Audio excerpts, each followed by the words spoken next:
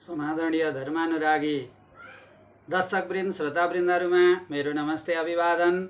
त धर्मानुरागी दर्शक श्रोतावृन्दहरू, हामीले श्रीमद् भागवत महापुराणका अत्यन्त रसमय, भक्तिमय, ज्ञानमय र वैराग्यमय कथाहरू निरन्तर रूपमा श्रवण गर्दै आउने क्रममा आज हामी चतुर्थ स्कन्धको 16औं अध्यायबाट कथा प्रसङ्गहरू श्रवण गर्नेछौँ।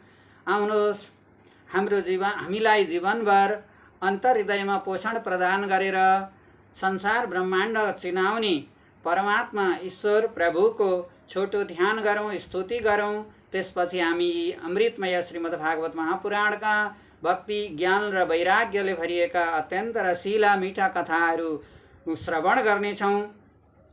ओम कस्तूरी तिलकं ललाटपटले वक्षस्थले कौस्तुभं नासाग्रे वरमौक्तिकं करतले वेणुकरे कङ्कणं सर्वाङ्गे हरिचन्दनं सुललितं कंठे च मुक्तावली गोपास्त्री परिवेष्टितो विजयते गोपालचूडामणि यं प्रव्रजन्तमनुपेतमपेतकृत्यं द्वैपायनो विरहकातरा जुहावः पुत्रेति तन्मयतया तरवो विनेदुस्तं सर्वभूतहृदयं मुनिमानतोऽस्मि नारायणं नमस्कृत्यं नरं चैव नरोत्तमं देवीं सरस्वतीं व्यासं ततो जयमुदीरयेत्। ॐ नमो भगवते वासुदेवाय। समादरणीय धर्मानुरागी भक्तवृन्द श्रोतावृन्दहरू, हामीले गत 16-17 भागमा विशेष गरी अंगराजाका छोरा बेन अत्यन्त दुष्ट चरित्र भएको हुनाले बेनलाई ऋषिहरूले हुमकार गरी बेन राजाको प्राण पखेरु उडाइदिए। तिनै बेनको शरीरलाई ऋषिहरूले मन्थन गर्दा विशेष गरी भगवान विष्णुका अंश अवतार पृथु महाराजलाई राज्याभिषेक गराएका कथा प्रसङ्गहरू हामीले श्रवण गरिसकेका छौँ। साथसाथै पृथु र अचिलाई राज्याभिषेक गराएर सम्पूर्ण ऋषि मुनिहरूले पृथु राजा साक्षात् भगवान विष्णुका अंश अवतार भएको हुनाले भविष्यमा प्रजाहरूलाई कुशलपूर्वक पालन गर्नुहुनेछ, अनेकौं यज्ञहरू गर्नु सम्पन्न गराउनुहुनेछ। हजुरको यश र कृतिहरू वर्षौं वर्ष, हजारौं वर्ष रहनेछ हे महाराज भनेर यसरी सम्पूर्ण ऋषि मुनिहरूले स्तुति गान गरेपछि अन्त्यमा सनत्सनन्दन सनातन सनत कुमार 4 कुमारहरू उपस्थित भएर हजुरलाई ज्ञानोपदेश हुनेछ भन्ने सम्मका कथाहरू हामीले श्रवण गरिसकेका छौँ। ओम नमो भगवते वासुदेवाय। अब यो 16औं अध्यायबाट यसरी सम्पूर्ण ऋषिमुनिहरू प्रजाहरूद्वारा पृथु महाराज विष्णुका अंश अवतार पृथु महाराजको स्तुति गान भइसकेपछि बडा सम्पन्नसँगले, बडा आनन्दसँगले यज्ञ सम्पन्न भयो। पृथु राजाले पनि बडा धुमधामसँग यज्ञका आचार्य ऋषि मुनि र पुरोहितहरूलाई यथेष्ट पर्याप्त दान दक्षिणा वस्त्रादि सुवर्ण आदि दान गरेर प्रसन्न तुल्याउनु भयो। यसरी बेनका पापले अत्यन्त पीडित भएका प्रजाहरू अनि पृथ्वी समेत पीडित भएकी थिइन्। बेन राजाको अपराधले गर्दा सबै पापिष्टहरू मात्र धरतीमा थिए। अब यसरी पापिष्टहरू मात्र धरतीमा भएपछि ती सत्मार्गमा परमात्माका ईश्वर अनि अथवा भगवान ईश्वर अनि परमात्माका भक्त रहेका प्रजाहरूको पालन पोषणमा अत्यन्त कठिन परेको थियो। किनकि बेनको अपराधले गर्दा पापिष्टहरूले अन्न धेरै खाने हुनाले र यज्ञहरूमा देवताहरूको भाग नलाग्ने हुनाले यज्ञ यज्ञादिहरू सम्पन्न हुन नसकेको कारण पृथ्वी पनि बेनकै अपराधले अत्यन्त रिसाएर अन्न उत्पादन गर्न छोडेकी थिइन्। यस्तो भएको थियो कि पृथ्वी, जल, तेज, वायु, आकाश सबै ठप्प भए जस्तो रोकिएको थियो। पृथ्वीमा कुनै अन्न उत्पादन हुँदैन थियो। फलफुल फल्न छोड्यो अनि वर्षा हुन छोड्यो, मेघबाल देखिन छोड्यो। यस्तो खडेरी पर्यो कि सारा प्रजाहरूमा अत्यन्त निकालको हाहाकार मचिएको थियो। तिनै बेन राजाको अपराधले गर्दा पृथ्वी रिसाएर यस्तो भए, यस्तो स्थिति बनेको थियो। ओम नमो भगवते वासुदेवाय।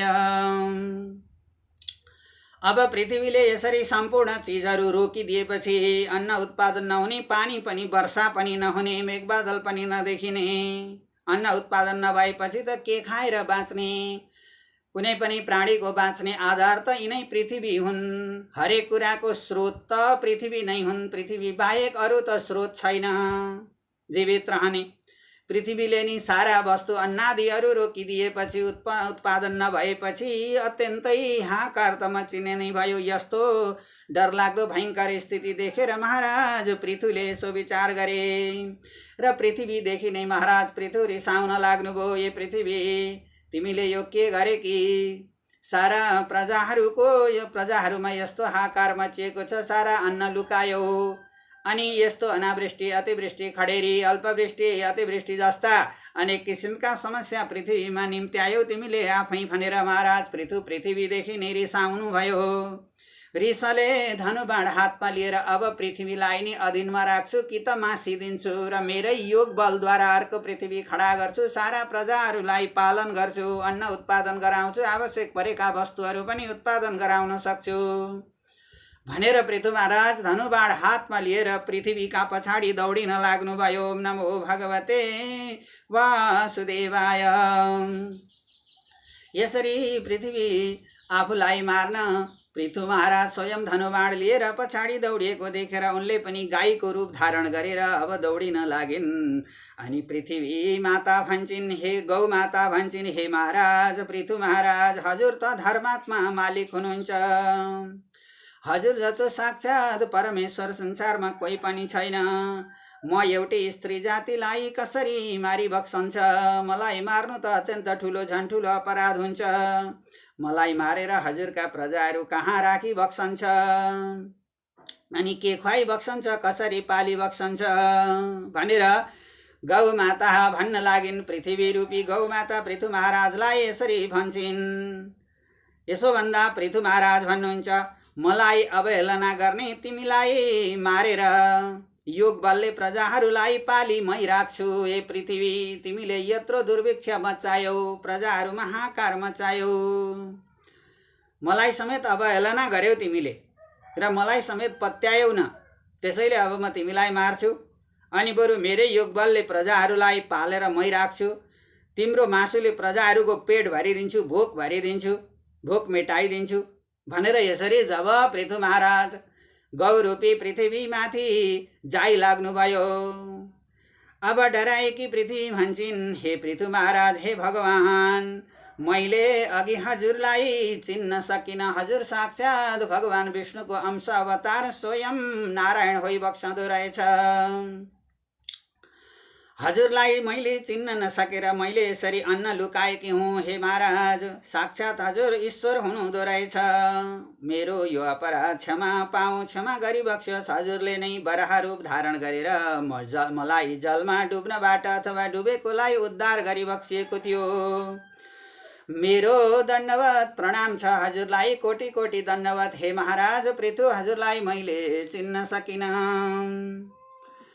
यसरी जब गौरूपी पृथ्वीले पृथु महाराजको स्तुति गान गर्न लागिन्, पृथ्वी माता भन्छिन्, यो कारण यस्तो छ प्रभु, हे महाराज, अघि ब्रह्माले सृष्टि गरेका धान, गौ, जौ इत्यादि पापीहरूले मात्र खाने भए, त्यसैले मैले अन्न आदि लुकाएकी हुँ। यज्ञहरूमा देवताहरूले नपाउने हुँदा मैले सम्पूर्ण कुराहरू, पृथ्वीका सारा वस्तुहरू लुकाएको हो। म ढाँट्दिन। नलुकाएको भए पापीहरूले मात्र सबै खाने थिए, अनि कुनै पनि किसिमको बीजबिजादी फलफुल र अन्नादिहरू उम्रने पनि थिएन। त्यसैले पछिका लागि समस्या हुन्छ भनेर मैले अन्नादिको बीजादि लुकाएकी हुँ, फलफुल आदिको बीजादि लुकाएकी हुँ, सुवर्ण आदिको बीजादिहरू पनि सबै लुकाएँ। अब हे महाराज, यदि मैले नलुकाएको भए यज्ञहरू कसरी सम्पन्न हुने थियो र देवताहरूलाई कसरी भाग लाग्ने थियो? सबै पापिष्ट मात्रै पृथ्वीमा भएको हुनाले मैले लुकाएकी हुँ। तसर्थ अब हे महाराज, हजुर त स्वयं नारायणको अंश अवतार होइबक्सन्छ। सम्पूर्ण पापिष्टहरूको अन्त्य गरी धर्मको उदय गराउनुहुनेछ। साक्षात हजुर त स्वयं नारायणको अवतार होइबक्सदो रहेछ। त्यसैले हे महाराज अब भिन्न भिन्न तरिकाले गाई र बाछा बनाएर मलाई कामधेनुको रूपमा सबैले जे जे वस्तु इच्छा गर्दछन् त्यही वस्तु लिनका निमित्त व्यवस्था गराइबक्स्योस्। जसलाई जे चाहिन्छ उसले त्यही परिकल्पना गरेर मबाट प्राप्त गर्न सक्नेछ। मलाई दुहाउने व्यवस्था मिलाइबक्स्योस्।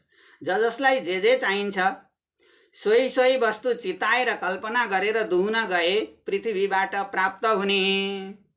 यी सबै व्यवस्था हजुरले मिलाइबक्स्योस्। म लुकाएका सम्पूर्ण अन्नादि बीजादि वस्त्रादि सुवर्णादि सबै नै प्रस्फुटित गराइदिन्छु। अनि हे महाराज पृथु, म कतै अग्ली छु, कतै होचो, अनि कतै नदी खोच, पहाड पर्वत नदी नाला यी सबैलाई मिलाएर कतिपय ठाउँमा समथर जमिन पनि बनाइबक्स्योस्। जसबाट प्रजाहरू राख्न अथवा पालन पोषण गर्न र अन्नादि बीजादिहरू फलफुलादिहरू उत्पादन गर्न सजिलो हुनेछ। त्यसैले हे महाराज यो पृथ्वीलाई अग्लो होचो जमिनलाई पनि समथर गराएर प्रशस्त अन्न उत्पादन हुन सक्ने व्यवस्था मिलाइबक्स्योस्। अनि त्यसपछि नदी नाला र तलाउहरूको पनि व्यवस्था गरिबक्स्योस्। कहिलेकाहीँ अनावृष्टि र खडेरी पर्दा तिनै नदी नाला र तलाउको पानीलाई उपयोग गरेर सिँचाइ गर्न र जीव जन्तु प्राणी वनस्पति मनुष्य देवता सबैलाई भाग लगाउन पनि मिल्नेछ। त्यसैले कुलो नदी र पोखरीहरूको पनि राम्रो व्यवस्था गरिबक्स्योस्। यसरी पृथ्वीको वचन सुनेर यस्तो नम्र वचन पृथ्वी माता गौमाताले व्यक्त गरिन्। महाराज पृथुको मन पनि पग्लिएर आयो। अब यसरी जब पृथ्वी माता गौमाताले यी वचनहरू राखेपछि यस्ता वचन सुनेर स्वयम्भू मनुलाई महाराज पृथुले स्वयम्भू मनुलाई बाछो गराएर अब धान आदि बीजादिहरू दुहुन लाग्नुभयो। ओम नमो भगवते वासुदेवाय। अनि ऋषिहरूले इन्द्रियको भाँडो बनाएर आफ्नै इन्द्रियको पात्र बनाएर समादरणीय धर्मानुरागी भक्तवृन्द कामधेनु भनेकी जसलाई जे कुराको आवश्यकता पर्दछ त्यही कुरा परिकल्पना गरी गएर पृथ्वीबाट प्राप्त गर्नुलाई कामधेनु भनिन्छ। यिनै कामधेनु गाई रूपी पृथ्वीबाट हामीलाई सम्पूर्ण आवश्यक पर्ने सारा वस्तुहरू प्राप्त भएका छन्। ऋषिहरूले इन्द्रियको पात्र बनाएर बृहस्पतिलाई बाछो गराएर अनि देवहरू दुहुन लागे। देवताहरूले इन्द्रलाई बाछो बनाएर सुवर्णको गौ बनाएर अमृत दुहुन लागे पृथ्वी माताबाट। अनि दैत्य र दानवहरूले प्रहलादलाई बाछो बनाई फलामको गाई गौ र अथवा फलामको फलाम अनि गौ अथवा अन्य किसिमका अन्नहरू र मदिरा आदि वस्तुहरू दुहुन लागे। यस्तै अरूले पनि प्रशस्तै आवश्यक परेका जे जुन जस्तो वस्तुहरू आवश्यक पर्थे त्यस्तै वस्तुहरू पृथ्वी माताबाट दुहेर आफ्नो व्यवस्था मिलाउन लागे। महाराज पृथुले धनुका टुप्पाले अग्ला खोचा पहाडहरूलाई मिलाएर समथर जमिन बनाइबक्स्यो। यसरी समथर जमिन र उर्वर जमिन बनाएर ठाउँमा जमिन बराबर बनाएर ठाउँमा सहर गाउँ र बस्ती बसाल्दै बस्दै जानेर अनि अन्नहरू लगाउने प्रशस्त अन्न उत्पादन गर्ने फलफुलादि उत्पादन गर्ने विभिन्न किसिमका जीवजन्तुहरूलाई बसोबासको लागि सजिलो रहने व्यवस्था मिलाइबक्स्यो पृथु महाराजले। स्वयं पृथु महाराज भगवान विष्णुको अंश अवतार भइबक्सन्ति। ओम नमो भगवते वासुदेवाय। कृष्णाय वासुदेवाय हरये परमात्मने प्रणत क्लेशनाशाय गोविन्दाय नमो नमः। यसरी वेद राजाको अपराधले गर्दाखेरि अन्नादि सुवर्णादि सबै लुकाएकी पृथ्वीलाई समेत आफ्नो काबुमा पारेर आफ्नो अधीनमा राखेर महाराज पृथ्वीले सम्पूर्ण प्रजाहरूको पालन गर्न लाग्नुभयो। अब यता अन्त्यमा महाराज पृथ्वीले 100वटा अश्वमेध यज्ञ गर्नुहुनेछ भनेर अगाडि नै ऋषिहरूले भनिदिनु भएको थियो। त्यही अनुसार 100वटा अश्वमेध यज्ञको सङ्कल्प गर्नुभयो। सम्पूर्ण चिजहरू पृथ्वीबाट प्राप्त हुने व्यवस्था मिलाएर सारा प्रजाहरूलाई खुसी तुल्याएर 100वटा अश्वमेध यज्ञहरू सम्पन्न गर्ने लक्ष्य राखेर सङ्कल्प गर्नुभयो। अब 99वटा यज्ञहरू त पुरा भए। अब 100औं यज्ञको, अब यो 100औं पटकको यज्ञमा अलिकति विघ्न पर्न गयो महाराज पृथुलाई। पछिल्लो अन्तिम यज्ञ जुन 100औं पटकको यज्ञ थियो त्यो यज्ञमा विघ्न पर्न गयो। अश्वमेध यज्ञ भनेको जुन यज्ञ सम्पन्न गरेर घोडाहरू छोड्ने चलन रहेको छ त्यसैलाई अश्वमेध यज्ञ भनिन्छ। अश्व भनेको घोडा। अब यो अन्तिम 100औं पटकको जुन यज्ञ थियो यो 100औं पटकको यज्ञमा जो सम्पन्न गरेर जहाँ घोडाहरू छोड्ने व्यवस्था मिलाएर घोडाहरू राखिएको थियो, यता स्वर्गका राजा इन्द्रलाई पनि अलिकति भित्री रूपमा थोरै ईर्ष्या बढे जस्तो भयो। किनकि म जस्तो शक्तिशाली प्रभावशाली राजा संसारमा पृथ्वीमा कोही पनि नहोस् भन्ने उनको धारणा थियो। त्यसैले यसले स्वर्ग नै जित्ला कि भन्ने डरले महाराज पृथुको यज्ञमा विघ्न पार्नका निमित्त योगीको रूप धारण गरेर स्वर्गका राजा इन्द्रले विशेष गरी महाराज पृथुको यज्ञमा आए र आएर घोडाहरू जुन यज्ञ सम्पन्न गरेर घोडा छोड्नका लागि तयारी राखिएका स्थलबाट घोडाहरू हरण गरेर लिएर गए। यसरी इन्द्रले योगीको रूप धारण गरेर अनि महाराज पृथुको यज्ञ सम्पन्न हुन नदिन विघ्न पार्नका लागि घोडाहरू हरण गरेर लिएर गएका थिए। तर यो कुरो ध्यानमा बसेका अत्रि ऋषिले थाहा पाए। यसो ध्यान दृष्टिले हेर्दा इन्द्रले योगीको रूप धारण गरेर अनि घोडाहरू अपहरण गरेर लगेको कुरा अत्रि ऋषिले थाहा पाए। अब यता पृथु महाराजका सम्पूर्ण पुत्रहरूलाई अत्रि ऋषिले देखाइदिए। भने हे महाराज राजकुमारहरू हो, तिमीहरूले यज्ञका निमित्त छोड्न तयार राखिएका घोडा त इन्द्रले योगीको रूप धारण गरेर अपहरण गरेर लगिदिए भनेर अत्रि ऋषिले देखाइदिए। अब पृथु महाराजका पुत्र राजकुमारहरू यो हाम्रो यज्ञमा छोड्न तयार राखिएका घोडा हरण गर्नेलाई नमारी छोड्दैनौ भनेर लागे पछाडि दौडिए। पुत्रहरूले राजकुमारहरूले ती योगीलाई भेटेनन्, मार्न सकेनन्। किनकि इन्द्रले घोडा लगेर अन्यत्रै छोडिदिए र भागे, अन्तर्ध्यान भए। अब यो कुरो पृथु महाराजका कानमा पर्यो। त्यसैले पृथु महाराज आफै अब म मेरो यज्ञमा विघ्न पार्नेलाई म छोड्दिन भनेर पृथु महाराज आफै दौडनु भयो। अब यता अत्रि ऋषि भन्छन् यतापट्टि पृथुका छोराहरूले योगीलाई त मार्नुहुन्न भनेर डराए। गएका थिए एकचोटि खोज्दै खोज्दै, तर त्यस्ता योगी जाँदा जाँदै उनीहरू आगो बनेर गएका पानी भए आफै।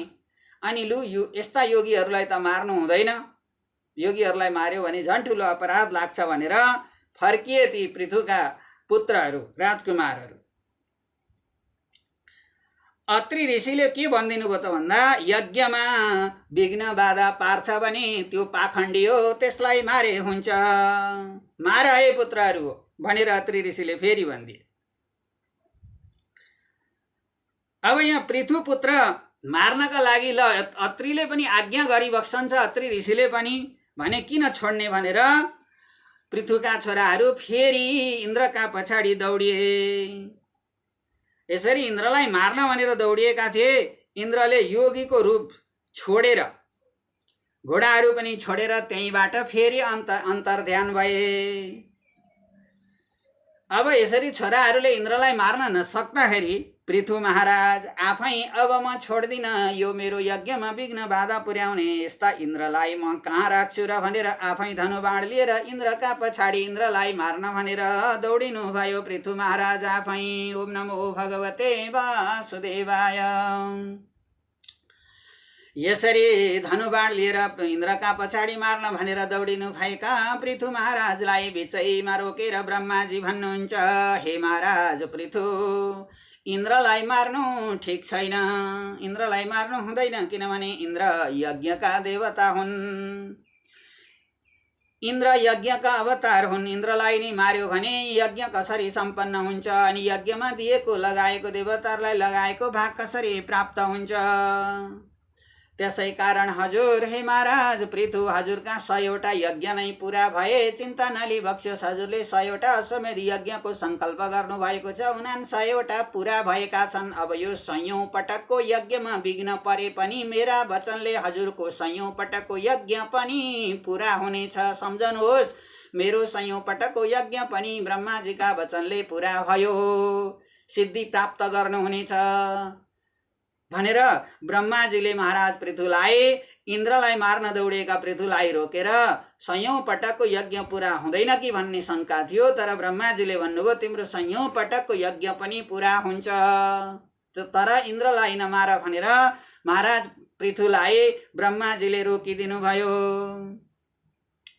अब हे महाराज पृथु हजुरका सम्पूर्ण यज्ञहरू पुरा भए, मेरो वचनले चिन्ता नलि बक्स्योस्। अब हजुरलाई छिटै नै मोक्ष धर्मको ज्ञान भएका हजुरको 99 यज्ञ नै रहोस्। 100औं पटकको यज्ञ त ब्रह्मको वचनले पुरा हुने हो, त्यसै कारण त्यो मेरो वचनले हजुरको यज्ञ पनि पुरा हुन्छ। 100औं पटक 99 हजुरले सम्पन्न गर्नुभयो, 100औं पटकको यज्ञ मेरो वचनले पुरा हुने भयो। यसरी बुझ्नुहोस्। यति भनेपछि अब पृथु महाराजले छोडिदिनु भयो, ब्रह्मका वचनले यज्ञ समाप्ति गर्नुभयो, यज्ञ पुरा गर्नुभयो। अब वृथ स्नान गरेर बडा आनन्दसँग रहनु भएको थियो। यस्तै मौकामा अब इन्द्रले भटाइ गरे भन्ने कुरो सबै कुरो देवलोकमा फैलियो। भगवान नारायणले पनि यसो विचार गर्नुभयो, अवश्य पनि यत्र 99 यज्ञ र ब्रह्माको वचनले पूर्ण भएको 100औं पटकको यज्ञका लागि त मैले आशीर्वाद दिन, दर्शन भेट गर्न जानै पर्छ भन्ने ठानेर अनि यता इन्द्रले गल्ती गरेका थिए। इन्द्रलाई पनि साथमा लिएर भगवान नारायण वैकुण्ठबाट पृथु महाराजकोमा सवारी भई बक्स्यो। ओम नमो भगवते वासुदेवाय। स्वयं भगवान नारायण इन्द्रलाई साथमा लिएर पृथु महाराजका दरबारमा सवारी भई बक्स्यो र भगवान विष्णु भगवान नारायण भन्नुहुन्छ, हे राजन तिमीसँग क्षमा माग्न आएका यी इन्द्र हुन्, यिनको अपराध क्षमा गर। तिमीलाई थोरै दिन पछाडि सनकादिहरू तिम्रो घरमा आएर यही दरबारमा आएर ज्ञानोपदेश गर्नेछन्। सनत, सनन्दन, सनातन, सनत कुमार यी 4 कुमारहरू उपस्थित भएर हजुरलाई ज्ञानोपदेश वेदोक अनि अन्त्यमा मोक्ष धर्मको ज्ञानोपदेश गर्नेछन्। तिम्रो यज्ञ र तिम्रो कर्मदेखि म अत्यन्त खुसी र प्रसन्न छु। के वर माग्छौ माग। हे महाराज पृथु, के वर माग्नुहुन्छ माग्नुहोस्। म तपाईको यज्ञदेखि अत्यन्तै खुसी रहेको छु, प्रसन्न रहेको छु, यसमा कुनै त्रुटि छैन। तिम्रा 99 यज्ञ पुरा भए, 100औं पटकको यज्ञ ब्रह्माजीको वचनले पुरा भयो। अब के बाँकी रह्यो र गर्न। भगवान नारायणले पृथुका अगाडि यसरी वर माग भनेपछि, यति कुराहरू व्यक्त गरेपछि भगवान महाराज पृथु भन्नुहुन्छ, हे भगवान साष्टाङ्ग दण्डवत छ, मेरो कोटि कोटि प्रणाम छ हजुरलाई। हे प्रभु हजुरको हुकुम सिरो पर्छ, हजुरको जो आज्ञा हुन्छ म त्यो त गर्न तयार छु। तर मलाई यदि वर नै दिनुहुन्छ, आशीर्वचन नै प्रदान गर्नुहुन्छ भने हजुरको यश कृति र सम्मान सुन्ने मात्रै मलाई 10,000 कान प्रदान गरी बक्स्योस्, अरू मलाई केही पनि चाहिँदैन प्रभु। मैले जे गर्नु थियो गरिसकेँ। हजुरको यश कीर्ति गुण गान, हजुरको भक्ति ध्यान धारणा पूजा पाठ आराधना गरेको सुन्ने मलाई 10,000 कान प्रदान गरी बक्स्योस्। म सधैँ हजुरको यश कीर्ति र आराधना मात्र सुन्न पाऊँ। यदि दिनु नै हुन्छ मलाई भने हजुरको भक्ति गरेको, हजुरको यश र कीर्ति गाउने 10,000 कान मलाई दिनुहोस् भनेर पृथु महाराजले भगवान नारायणसँग वर माग्नु भएको थियो। भगवान नारायणले पनि भइगो तथास्तु, ल तिमीलाई 10,000 कान भइहाल्यो। तिमीले जे जति पनि सुन्दछौ, जता पनि सुने पनि मेरै भक्ति ज्ञान ध्यान योग तपस्या कीर्तन मात्र सुन्ने तिमीलाई 10,000 ज्ञान अथवा कान प्रदान भयो भनेर तथास्तु भनिदिनु भयो। यस पछाडि इन्द्र सहित भगवान नारायण स्वयं वैकुण्ठ सवारी भयो। ओम नमो भगवते वासुदेवाय। यसरी बेनको अपराधले गर्दा पृथ्वीमा भएको दुर्भिक्ष र पापाचार अनाचार दुष्टाचार सबैको अन्त्य गरी सबै प्रजालाई सुखपूर्वक पालन गरी अन्त्यमा यज्ञ समाप्त गरेर भगवान नारायणको दर्शन प्राप्त गर्नुभयो। साक्षात् विष्णुकै अंश अवतारको रूपमा रहनुभएका पृथु महाराज र चिरानीले ओम नमो भगवते वासुदेवाय कृष्णाय वासुदेवाय हरै परमात्मने प्रणत क्लेशनाशाय गोविन्दाय नमो नमः।